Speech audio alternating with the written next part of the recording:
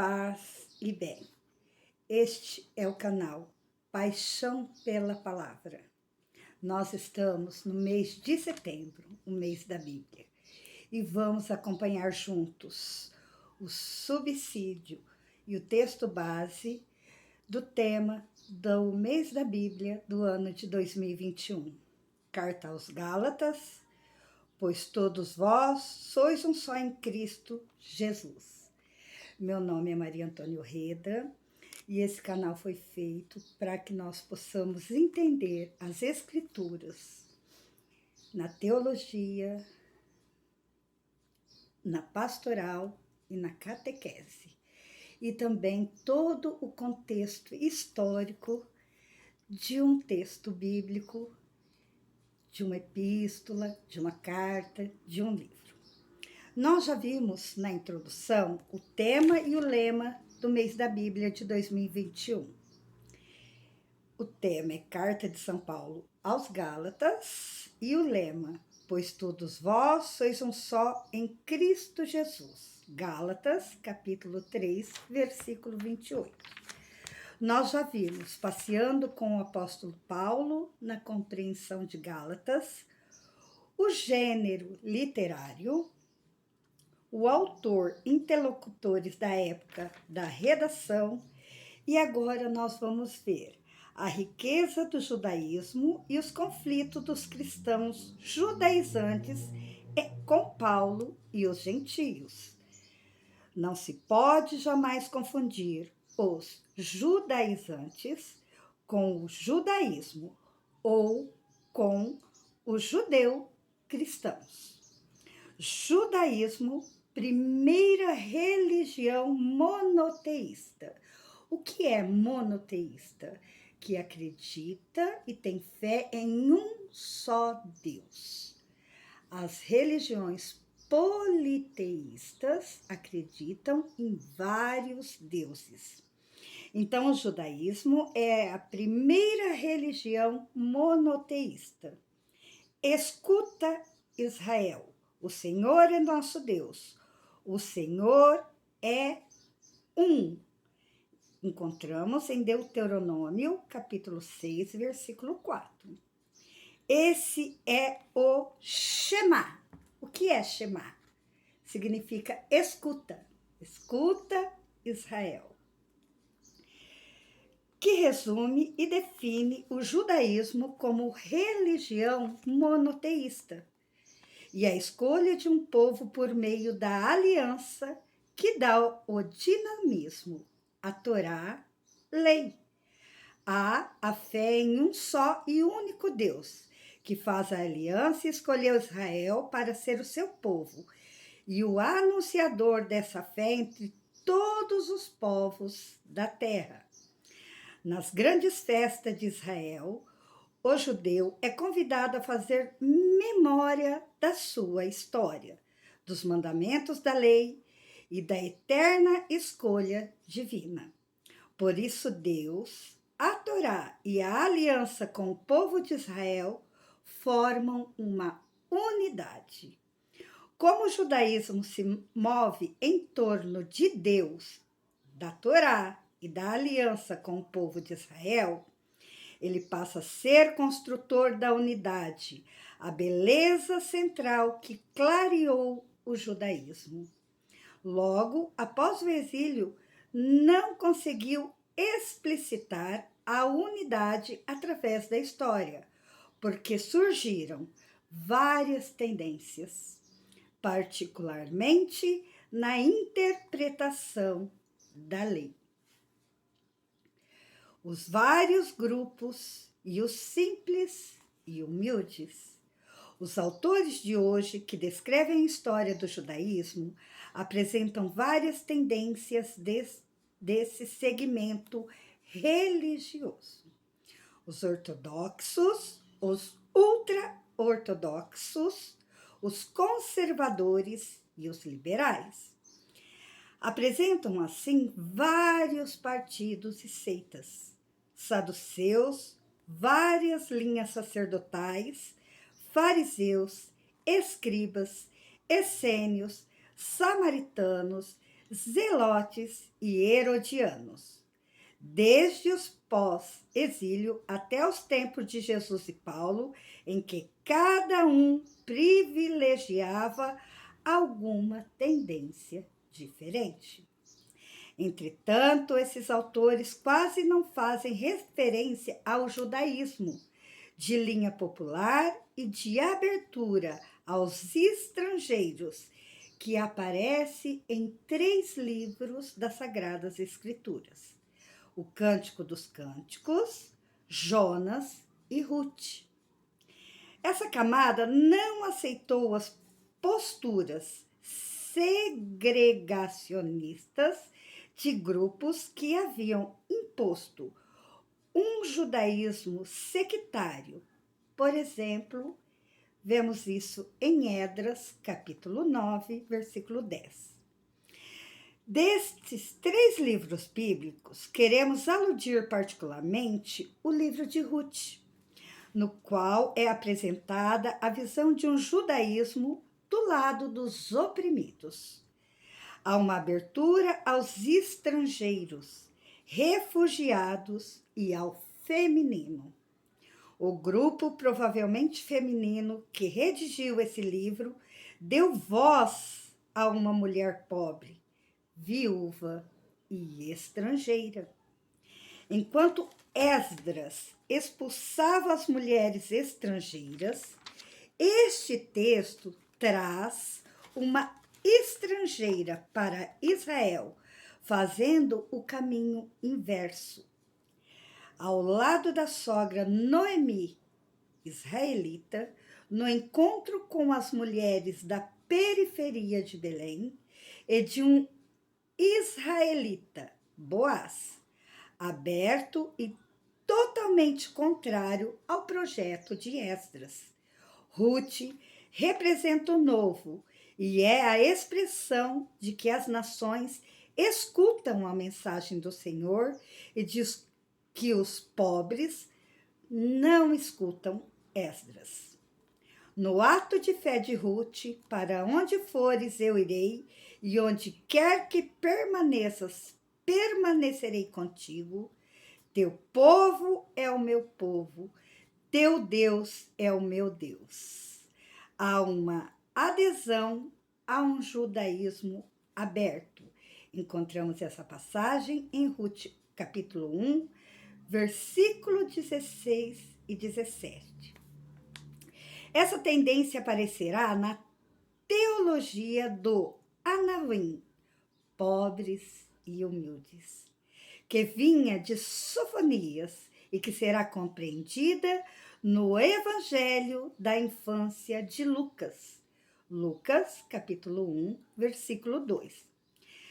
Será assumida pelos sinóticos, que mostram Jesus firme com as leis dos sábados e do puro e do impuro.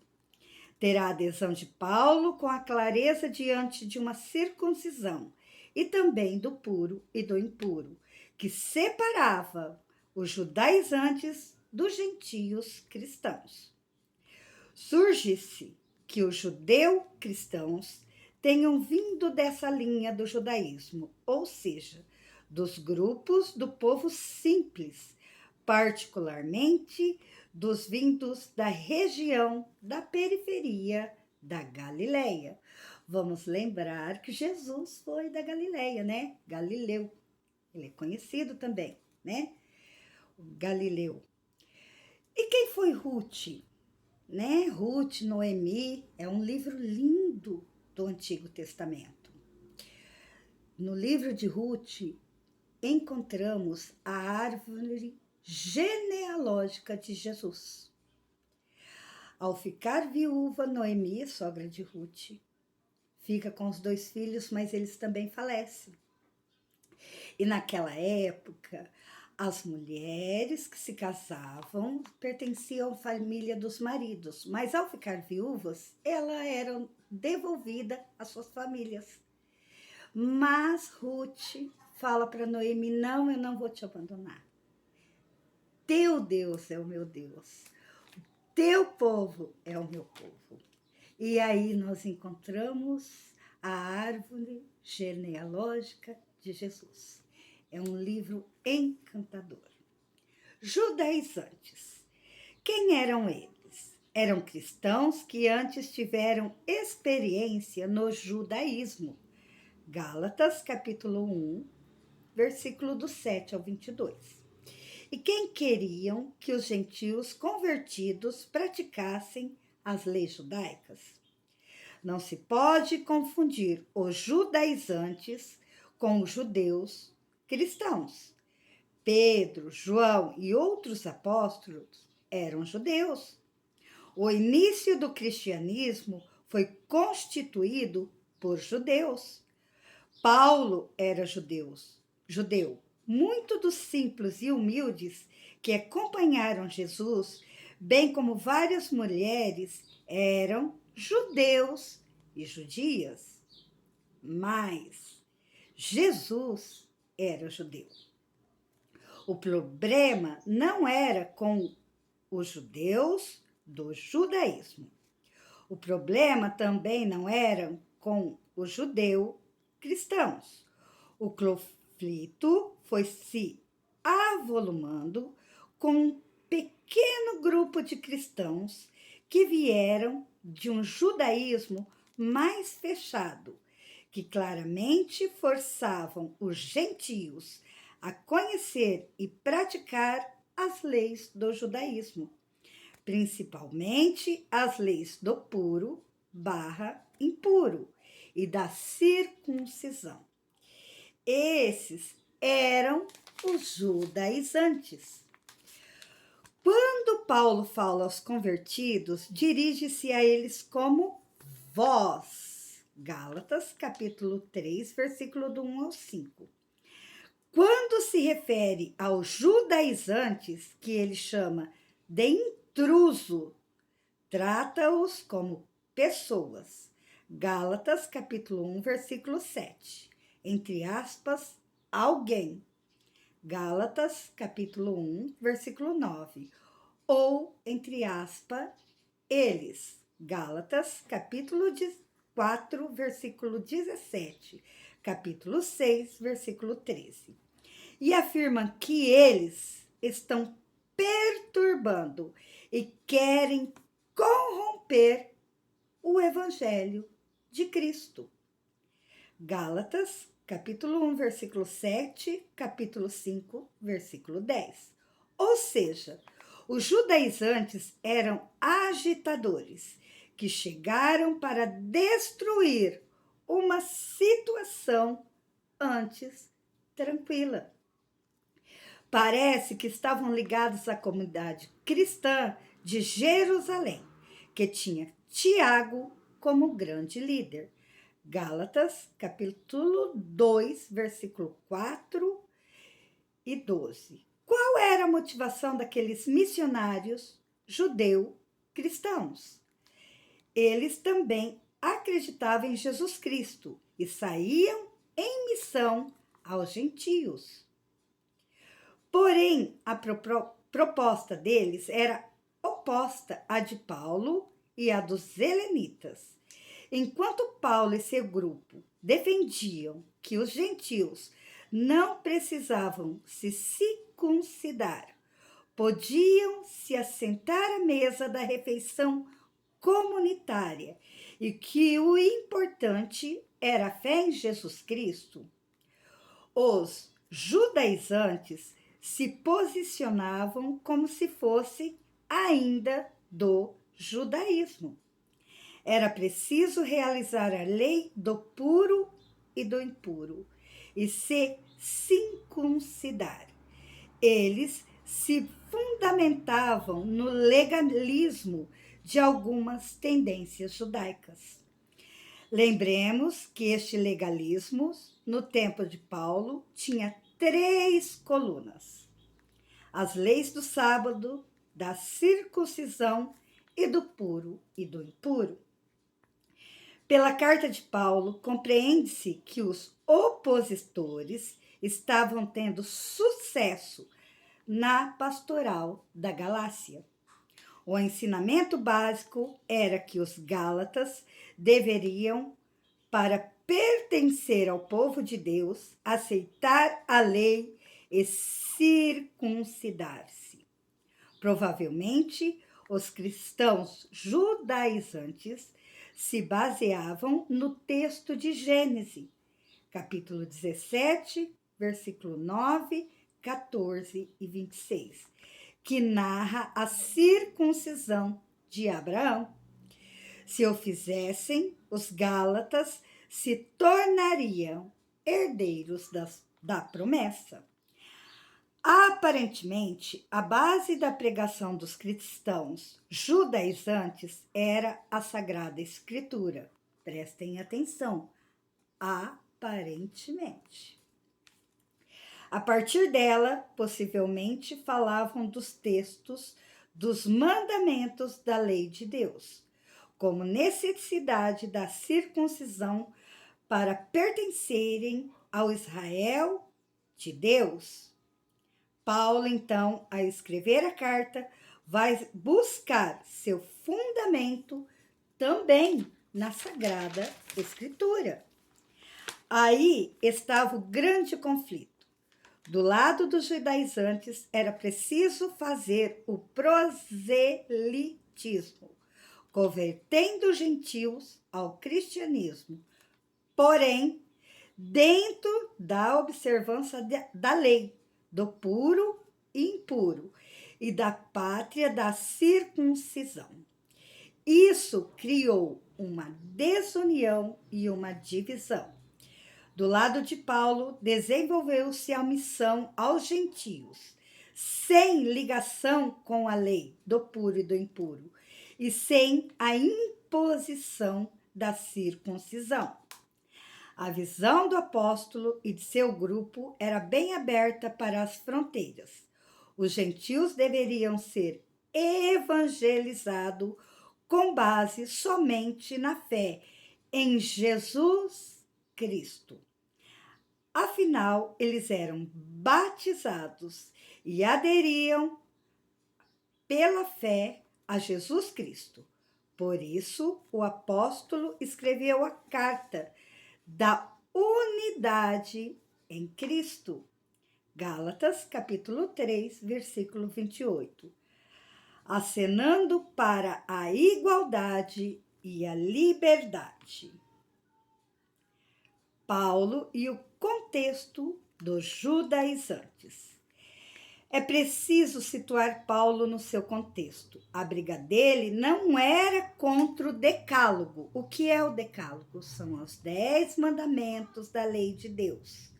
E é por isso que devemos sempre entender as escrituras historicamente, teologicamente, na catequese e na pastoral. Aqui, os judaizantes estavam confundindo muito o decálogo, que são os 10 mandamentos da lei de Deus, com a lei mosaica, que foram as leis que Moisés criou. Existe uma grande diferença, tá? Por isso é interessante um canal que nós possamos entender a Bíblia historicamente. Essa passagem do Decálogo, Êxodo, capítulo 20, versículo 17, e Deuteronômio, capítulo 5, versículo do 1 ao 21. Contra o Código da Aliança, Êxodo, capítulo 20, versículo 23 e 33. Contra o Código da Santidade, Levítico, capítulo 17, versículo 26. Ou contra o Código de Deuteronômio, capítulo 12, versículo 26. Eram dois os problemas conflituais: a lei da circuncisão e a lei do puro e do impuro. A lei da circuncisão, símbolo da aliança com Deus, com seu ritual religioso tão significativo, no tempo de Paulo, estava se tornando símbolo de sectarismo, divisão e desrespeito às culturas gentias. A lei do puro e do impuro, na carta aos Gálatas, é compreendida a partir do texto muito tenso de Antioquia. Gálatas, capítulo 2, versículo do 11 ao 14. Da bela experiência da refeição que reunia gentios, circuncisos, judeu-cristãos. Tudo se tornou hipocrisia, com a chegada dos vindos da parte de Tiago. Os circuncisos provocavam medo, criando retração e fingimento em Cefas, em Barnabé e nos outros judeu-cristãos. Paulo agiu como profeta, denunciando aquela experiência hipócrita que provocou desunião. E nós podemos ver que Jesus também viveu vários desses conflitos nos evangelhos, né? Quando ele chega para cear com seus discípulos e os judeus perguntam a ele: mas os seus discípulos não vão lavar as mãos? Os seus discípulos não isso e não aquilo? E ele fala o quê? Como que eles vão jejuar? Como que eles vão fazer sacrifício se eles estão na presença do noivo? Ou seja, eles estavam na presença de Cristo. Às vezes, eles se apegavam tanto às leis, tanto às regras, e não entendiam, não viviam a experiência do amor de Deus na vida deles. Cristo teve também muito embate com os judeus, por causa dessas leis que eles ficavam tão apegados que atrapalhavam eles sentirem o amor de Deus na acolhida ao próximo. E no próximo vídeo nós vamos ver os temas teológicos desta carta. Essa introdução, ela é muito interessante e é preciso para que nós podemos entender o conteúdo da carta aos Gálatas. Paz e bem, e até o próximo vídeo.